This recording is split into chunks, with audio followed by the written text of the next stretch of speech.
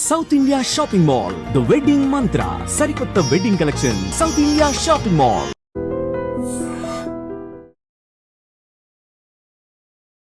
నమస్తే, welcome back to iDream media. నేను మీ ఝాన్సీ. సో ఈరోజు మనతో ఒక స్పెషల్ గెస్ట్ ఉన్నారు, senior stock market and financial analyst A S Chakravarthi గారు. చాలామంది లైఫ్ మీద ఫోకస్తో లేదా మనకి మంచి రిటర్న్స్ వస్తాయన్న ఉద్దేశంతో స్మాల్ మిడ్ ఈ స్టాక్స్ అనేవి తీసుకుంటూ ఉన్నారు. అండ్ మనం చూసినట్లయితే రీసెంట్ టైమ్స్లో కూడా 30, 40, 50% వరకు లాస్ అయిన వాళ్ళు కూడా ఉన్నారు. సో ఏ స్టాక్స్ మనం అవాయిడ్ చేయాలి, ఏవి తీసుకోకూడదు, మనకి నష్టం రాకుండా ఉండాలంటే ఏ స్టాక్స్ అవాయిడ్ చేస్తే మంచిది, ఈ టాపిక్ గురించి తెలుసుకుందాము. నమస్తే సార్, ఎలా ఉన్నారు? నమస్తే ఝాన్సీ గారు.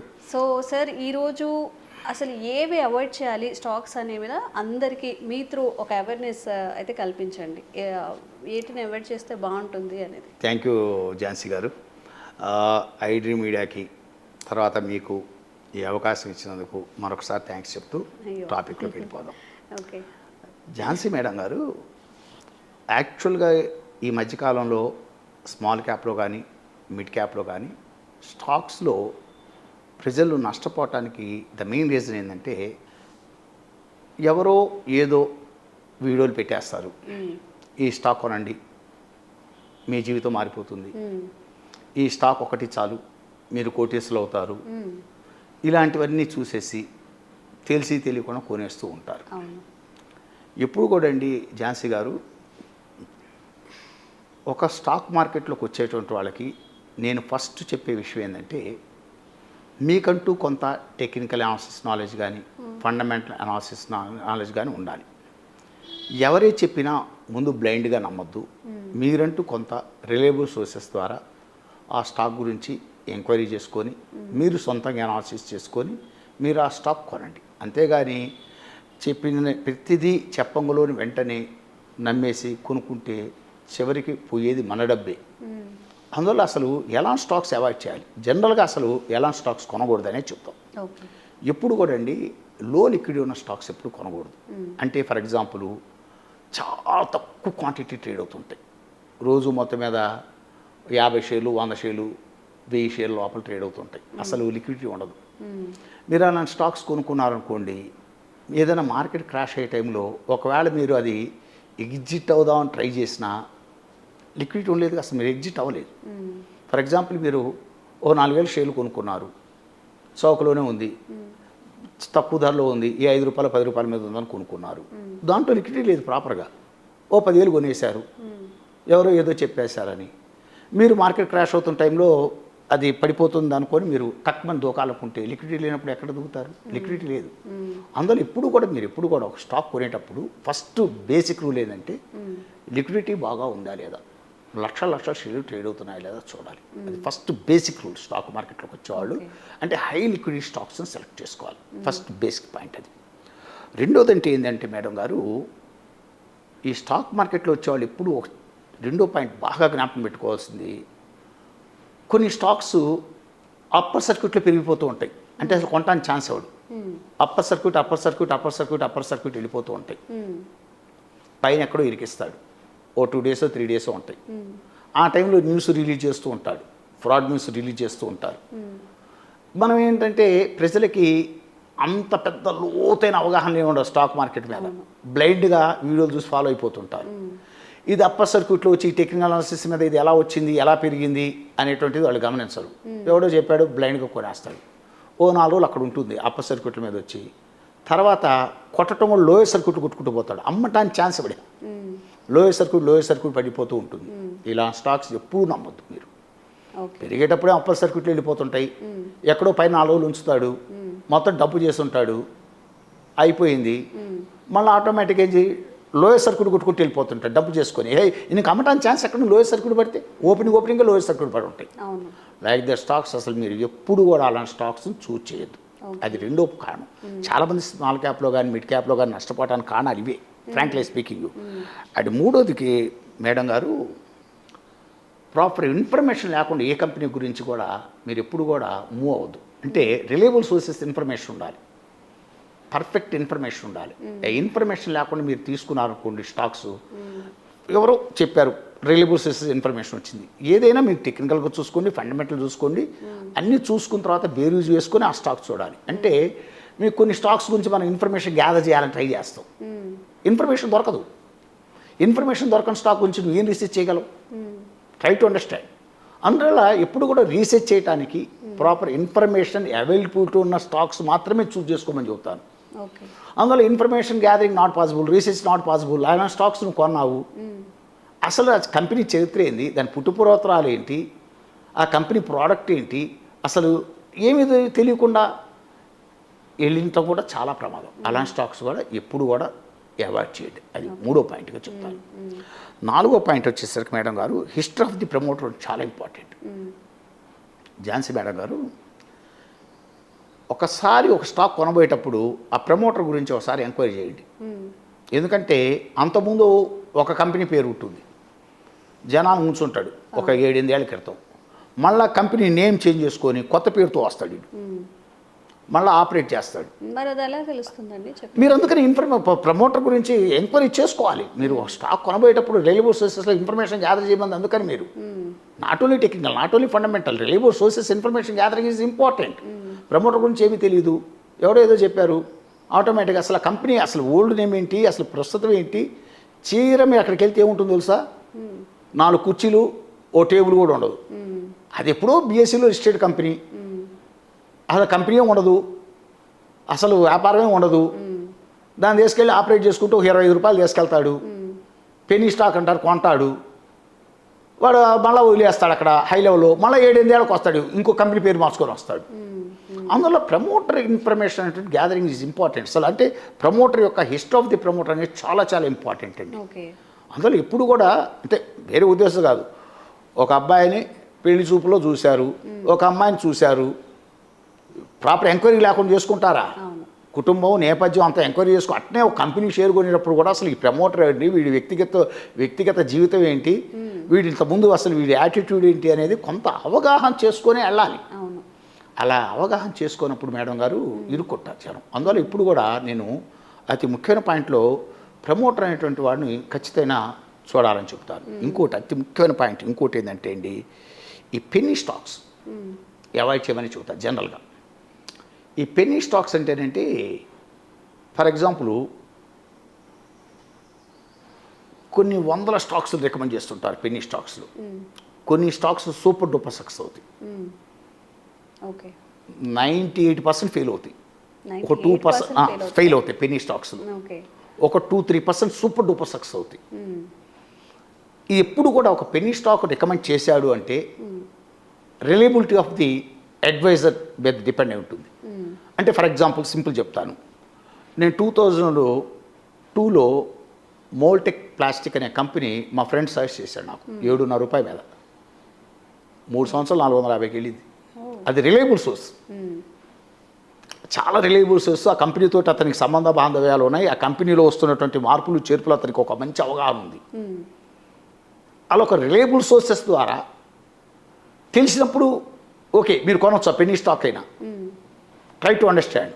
అదేవిధంగా ఇప్పుడు స్విట్జర్లాండ్ ఎనర్జీ ఉంది, నేను రికమెండ్ చేయటం అని కాదు, సజెస్ట్ చేశాను చాలామందికి, మీరు ఒకసారి పరిశీలించుకోండి అని. 4 రూపాయలు 5 రూపాయల మీద ఉన్నప్పుడు స్విట్జర్లాండ్ షేర్ని పెన్నీ స్టాక్ అప్పుడు అది ఐ సజెస్టెడ్. మీరు కొనమని నేను చెప్పలేదు, మీరు ఎప్పుడైనా సరే ఆ స్టాక్ నాకెందుకో చాలా భవిష్యత్తు బాగుంటుంది అనిపిస్తోంది, ఇప్పుడు 4-5 రూపాయలు మధ్య ట్రేడ్ అవుతుంది, మీరు చాలా డ్రాస్టిక్ చేంజెస్ వస్తున్నాయి కంపెనీలో, ఒకప్పుడు గొప్ప కంపెనీయే తర్వాత దెబ్బతింది, మళ్ళీ ఆపర్చునిటీస్ బాగా ఇదవుతున్నాయి అంటే నేను ఆ కంపెనీ గురించి బాగా రీసెర్చ్ చేశాను కాబట్టి just I suggested, not recommended to buy it. మీరు మళ్ళా నా ఇన్ఫర్మేషన్ కాకుండా మీరు కూడా ఫర్దర్గా ఇన్ఫర్మేషన్ గ్యాదర్ చేసుకొని మీరు మనస్ఫూర్తిగా ఇష్టపడితే ఆ స్టాక్ కొనండి, టెక్నికల్ ఫండమెంటల్గా ఇంకా వీలైతే మీ రిలయబుల్ సోర్సెస్లో కూడా మీరు కూడా ఎంక్వైరీ చేసుకొని స్విట్జర్లాండ్ కొనండి అని చెప్పాను. అది 80 రూపాయలు టచ్ చేసింది, 4-5 రూపాయలు మీరు రికమెండ్ చేస్తే. అంటే రిలయబుల్ సోర్సెస్ ద్వారా వచ్చినటువంటి పెన్నీ స్టాక్స్ ఉంటాయి. అంటే అందుకని నేను చెప్పేది ఎప్పుడంటే ప్రతి వాడు ఏది పడితే అది రికమెండ్ చేయడంలోనే వెంటనే వెళ్ళిపోయి కొనేయకూడదు. Try to understand. అంటే ఆ స్టాకు గురించి ఒక ఖచ్చితమైన అవగాహన ఉన్న వ్యక్తులు ఉంటారు, కంపెనీతో అసోసియేట్ అయ్యి కంపెనీ వాళ్ళు రిలయబుల్ సోర్సెస్ మనకు సర్కిల్లో తెలిసిన వాళ్ళు చెప్తే అప్పుడు నమ్మి కొనవచ్చు. ఓకే. Try to understand. అట్లా కొనాలి, అంతేగాని ఎలా పడితే అలా కొనకూడదు. అదొక మనసులో పెట్టుకోండి. నెక్స్ట్ వచ్చేసరికి మేడం గారు, హై డెప్ట్ కంపెనీస్ అసలు కొనకూడదు అండ్ హై ఈక్విటీ. ఎందుకని? బెస్ట్ ఎగ్జాంపుల్ చెప్పాలంటే ఐడియా. నేను ఐడియా ఎప్పుడైతే టెక్నికల్గా 103 రూపాయలు కట్ చేసిందో ఆ షేరు, 103 రూపాయలు టెక్నికల్గా అది బ్రేక్ డౌన్ కొట్టిన రోజున ఇంకా ఆ షేర్ని వదిలేసేయమని చెప్పారు సార్. యాజ్ ఏ టెక్నికల్ అనలిస్ట్గా నేను సజెస్ట్ చేసింది ఏంటంటే, my personal feeling, idea is going to collapse. అసలు ఆ కంపెనీ చెత్త కంపెనీలో ఒక చెత్త కంపెనీ, నా దృష్టిలో ఒక పెద్ద చెత్త కంపెనీ. ఓకే. ఎందుకంటే ఎంత ఈక్విటీ, ఎంత డెప్స్. ఇప్పటికీ ఐడియాని కొనమని, అస్సలు ఐడియా అనేటువంటిది ఏదో 4 రూపాయలకి 5 రూపాయలకి వస్తే కొనుక్కోవటం, 10 రూపాయలకి వస్తే అమ్ముకోవటం, ఇట్లా ఏదో చేసుకోవాల్సిందే. కానీ ఐడియా గురించి గొప్ప అంటే భవిష్యత్తులో అది గొప్ప కంపెనీగా కన్వర్ట్ అవుతుంది, అస్సలు అలాంటి ఆలోచనలే నాలోటాడు. ఎందుకంటే ఎంత ఈక్విటీ అసలు, ఎన్ని డెప్స్ ఉన్నాయి, ఈ డెప్స్ అని మళ్ళీ ఈక్విటీ కన్వర్ట్ అవుతే ఎంత లాభాలు వస్తాయి, ఎంత ఈపీఎస్ వస్తుంది. అందువల్ల ఇప్పుడు ఎక్కువ అంటే అతి పెద్ద ఈక్విటీ ఉన్న కంపెనీలు, ఓవర్ డెప్స్ ఉన్న కంపెనీలు, ఇంట్రెస్ట్ బడ్జెట్స్ ఉన్నవి, ఇలాంటి కంపెనీలు జనరల్గా అవాయిడ్ చేయమని చెప్తాను. ఇంకోటండి మేడం గారు, ఇంకొక ముఖ్యమైన విషయం ఏంటంటే, బాగా జ్ఞాపకం పెట్టుకోండి, ఒక స్టాక్ ఎప్పుడైనా సరే టెక్నాలజీస్లో ఫ్లాట్ లైన్ ఫార్మేషన్ అంటాం. ఫ్లాట్ లైన్ ఫార్మేషన్ అంటే ఇలా ఇలా ఇలా ఒక లైన్ లాగా వెళ్ళిపోతూ ఉంటుంది. అలా స్టాక్స్ కొనవద్దు. ఎందుకంటే ఆ ఫ్లాట్ లైన్ ఫార్మేషన్ అది 1 year ఉండదు, 2 years ఉండదు, 3 years ఉండదు. Avoid like the stocks. ఎందుకంటే మీరు అలాంటి స్టాక్స్ కొనాలనుకోండి, అది మీ డెడ్ అయిపోయినట్టే, మీ క్యాపిటల్ మొత్తం డెడ్ అయిపోయినట్టే. ఓకే. డెడ్ అయిపోయింది, అది పెరగదు. అదేదో జస్ట్ ఒక నార్మల్గా ఏదో పెట్టుకొని ఆ ఫ్లాట్ లైన్ ఫార్మేషన్ అంటే లైన్ అలా వెళ్తూ ఉంటుంది. అలాంటి స్టాక్స్ ఖచ్చితంగా అవాయిడ్ అని చెప్తాను. తర్వాత ఎరాటిక్ క్వాలిటీ కంపెనీస్ అంటే ప్రిడిక్టబుల్ నాట్ పాసిబుల్. కొన్ని కంపెనీలు ఉంటాయండి, హెవీ ఫ్లక్చుయేషన్స్ ఉంటాయి. అసలు ఎందుకు పడుతుందో స్టీప్గా టక్టక్గా పడుతుంటుంది, టక్టక్గా పెరుగుతుంటుంది. ఎరాటిక్ అంటే మనం గెస్ చేయలేము, అన్ప్రిడిక్టబుల్ గెస్సింగ్ అంటే మూమెంట్ అనేటువంటిది గెస్ చేయడానికి అసలు టెక్నికల్స్ ఫాలో అవి. అలాంటి స్టాక్స్ కూడా మీరు అవాయిడ్ చేయండి. ఏదేమైనా నేను చెప్పేది ఏంటంటే, ఫైనల్గా పెన్నీ స్టాక్స్ అయినా కానీ, లో లిక్విడ్ ఉన్న స్టాక్స్, తర్వాత ప్రాపర్ ఇన్ఫర్మేషన్ గ్యాదర్ చేయడానికి, రీసెర్చ్ చేయడానికి అనుకూలంగా లేని స్టాక్స్, ఫ్లాట్ లైన్ ఫార్మేషన్ ఉన్న స్టాక్స్, ఎరాటిక్ క్వాలిటేటివ్ ఉన్న స్టాక్స్, ఇలాంటి స్టాక్స్ మీరు ఎప్పుడు కూడా కొనద్దు. ఎందుకంటే ఇలాంటి స్టాక్స్ ఇరుక్కుంటే బయటికి రావడం చాలా కష్టం. తర్వాత వన్ మోర్ ఇంపార్టెంట్, మీకు గొప్ప ఆపర్చునిటీస్, ఇప్పుడు మీ దగ్గర 1 లక్ష రూపాయలు ఉన్నాయి, ఓ మంచి సెక్టార్ సెలెక్ట్ చేసుకొని ఓ మంచి కంపెనీలు పెట్టుకున్నారు అనుకోండి, మీ యొక్క డబ్బుకి ఒక విలువ పెరుగుతుంది. అలా కాకుండా ఆ 1 లక్ష రూపాయలు తీసుకెళ్ళి ఓ చెత్త కంపెనీలు పెట్టారనుకోండి, ఆ లక్షలోనే ఉండొచ్చు. ఫ్లాట్ లైన్ ఫార్మేషన్ కంపెనీలు పెరగదు, తగ్గదు, కనీసం ఇంట్రెస్ట్లు 10 పైసలు ఇంట్రెస్ట్ కూడా రాదు. ఇంకోటి ఏంటి, అసలు కొలాప్స్ కూడా అయిపోవచ్చు, ఆ కంపెనీ తెరమరుగు కూడా అయిపోవచ్చు. అందులో ఎప్పుడు కూడా స్టాక్ మార్కెట్లోకి వచ్చే వాళ్ళకి ఏం చెప్తానంటే, మేడం గారు, ఝాన్సీ మేడం గారు, ఎప్పుడు కూడా ప్రాపర్ ఇన్ఫర్మేషన్ గ్యాదరింగ్ ఉండాలి, టెక్నికల్గా ఫండమెంటల్గా అనలైజ్ చేసుకుంటూ చాలా కరెక్ట్ ఐడియాలజీతోటే ఎంటర్ అని చెప్తాను. తర్వాత ఇంకోటి, ఈ మధ్యకాలంలో డీమేజర్ స్టాక్స్ కొంచెం ఆలోచించుకోవాలండి. డీమేజర్ స్టాక్స్ అంటే ఒక కంపెనీ ఉంటుంది, ఒక company for example Reliance company ఉందనుకోండి, అంటే ఊరికి ఎగ్జాంపుల్ చెప్తున్నా. రిలయన్స్ కంపెనీలో చాలా కంపెనీలు ఉన్నాయిగా. రిలయన్స్ పెట్రోకెమికల్ ఉంది, రిలయన్స్ రిఫైనరీ ఉంది, రిలయన్స్ జియో ఉంది, రిలయన్స్ టెక్స్టైల్ ఉంది, రిలయన్స్ జ్యువెలరీ ఉంది, రిలయన్స్ రిటైల్ ఉంది. ఇట్లా ఇప్పుడు ఫర్ ఎగ్జాంపుల్ భవిష్యత్తులో రిలయన్స్ కంపెనీని ఓ 10 కంపెనీలుగా డివైడ్ చేశాడు అనుకోండి, 10 కంపెనీలు షేర్లు వస్తాయిగా. ఇప్పుడు ఫర్ ఎగ్జాంపుల్ వేదాంతం ఉంది, వేదాంత 5 కంపెనీలుగా డీమేజర్ అవుతుంది. ఈ వేదాంత అనే కంపెనీ 160 రూపాయల నుంచి 400 రూపాయల చిల్లరకు వచ్చింది. ఇప్పుడు డీమేజర్ అయ్యి 5 ముక్కలుగా అయిపోతుంది, 5 షేర్లుగా డివైడ్ అవుతుంది. అర్థమైందా? అంటే 5 కంపెనీలుగా డివైడ్ అయిపోతుంది వేదాంత అనేది. అలాంటి కంపెనీలు అంటే వేదాంతాన్ని కొనొద్దని కాదు చెప్తుంది. మీరు కొనటానికి ముందు ఎంతో ఎనాలిసిస్ చేస్తే కానీ అలాంటి డీమేజర్ కంపెనీలు కొనొద్దు. ఎందుకు చెప్తున్నానంటే, నా స్పిన్నిమీలో ఉండేది, నా స్పిన్నిమీలో ఒక షేర్ కొంటే నాహర్ ఎక్స్పోర్ట్ కంపెనీ వస్తుంది అని చెప్పి డీమేజర్కి వచ్చాడు, గొల్లైపోయిన వాళ్ళు ఉన్నారు. సింటెక్స్ ఉంది, సింటెక్స్ షేర్ ఒకటి కొంటే సింటెక్స్ టెక్నాలజీ షేర్ ఇంకో షేర్ వస్తుందని చెప్పి డీమేజర్కి వచ్చింది. అసలు సింటెక్స్ అయితే మరీ దారుణం. సింటెక్స్ అయితే 80 రూపాయల చిల్లర్లో సింటెక్స్ 2 షేర్లు కొంటే అంటే 164 రూపాయలు పెట్టుబడి పెడితే టీమేజర్ అయిపోయిన తర్వాత దాని విలువ ఎంత అయింది తెలుసా? 2 రూపాయలు అయిపోయింది. అయ్యో 164 రూపాయల పెట్టుబడి 2 రూపాయలు అయిపోయింది. అందులో డీమేజర్ కంపెనీలు అనేటువంటివి ఇదొక ముసుగేసుకొని వస్తుంటాయి. మార్కెట్ బాగా మంచి బుల్ ఫేజ్లో ఉన్నప్పుడు ఏంటంటే మా కంపెనీ 4 ముక్కలు చేస్తున్నాం, 2 ముక్కలు చేస్తున్నాం. ఇప్పుడు ఎందుకు రీసెంట్గా ఆదిత్య బిర్లా గ్రూప్ సంబంధించినటువంటి బిర్లా రిటైల్ అండ్ ఫ్యాషన్ ఉంది, 300 రూపాయల చిల్లర డీలిస్ట్ అయిన తర్వాత 89 రూపాయలకు వచ్చింది స్ట్రైట్ అవే. ఇరుక్కున్న పరిస్థితి ఏంటి? ఎందుకు చెప్తున్నానంటే ఇవన్నీ కూడా మీరు ఎప్పుడు కూడా డీమేజర్ రంగంలోనే ఒక షేర్ కొంటే ఇంకొక 4 కంపెనీలో షేర్లు వస్తున్నాయంట, లేదు 1:1 ఇంకో కంపెనీలో కూడా షేర్లు ఇస్తున్నారంట. ఇవన్నీ నేనేంటంటే కొన్ని సక్సెస్ అవుతాయి, సూపర్ డూపర్ సక్సెస్ అయ్యే షేర్లు కూడా ఉంటాయి డీమేజర్లో. నేను అన్నీ ఫెయిల్ అవుతాయని చెప్పట్లే, సూపర్ డూపర్ సక్సెస్ అయ్యే షేర్లు కూడా ఉన్నాయి డీమేజర్లో. నేనేం చెప్తున్నానంటే డీమేజర్ అనగలోనే వెంటనే మీరు గుడ్డిగా వెళ్ళి ఆ షేరు ఒకటి కొంటే ఆ కంపెనీ ఇంకో కంపెనీగా డివైడ్ అవుతుంది, 2 కంపెనీలుగా. ఈ కంపెనీలో షేరే కాదు ఇంకో కంపెనీలో కూడా షేర్ ఇస్తున్నారని బ్లైండ్గా కొనొద్దు. అసలు ఈ కంపెనీ పనితీరు ఏంటి, ఆ కంపెనీని ఎందుకు డివైడ్ చేస్తున్నాడు, అక్కడ వచ్చే ఆస్తులు ఏంది, ఇక్కడ వచ్చే ఆస్తులు ఏంది, ఆ వ్యాపారం ఏంది, ఈ వ్యాపారం ఏంది, ఆ బిజినెస్ కున్న స్కోప్ ఏంది, ఈ బిజినెస్ కున్న స్కోప్ ఏంది, ఆ సెక్టార్ గ్రోత్ రేట్స్ ఎలా ఉండబోతున్నాయి, ఈ సెక్టార్ గ్రోత్ రేట్స్ ఎలా అవబోతున్నాయి, అసలు డీమేజర్ ఎందుకు చేస్తున్నాడు, ఏ పాయింట్ ఆఫ్ వ్యూలో చేస్తున్నాడు, చాలా విషయాల మీద అవగాహనతో మాత్రమే వెళ్ళమని చెప్తున్నాను. అంతేగాని ఎలా పడితే అలా డీమేజర్ అవుతుంది అనగానే వెంటనే వెళ్ళి కొనుక్కుంటే గొల్లైపోతారు. ముందే చెప్తున్నాను. అంటే ఇదన్నీ ఎందుకు చెప్తాను అంటే ఇప్పుడు డీమేజర్లో కొన్న వాళ్ళు బాగుపడలేదా? బాగుపడ్డ కంపెనీలు కూడా ఉన్నాయి, షేర్లు కూడా ఉన్నాయి. ఇప్పుడు ఫర్ ఎగ్జాంపుల్ చెప్తున్నాను.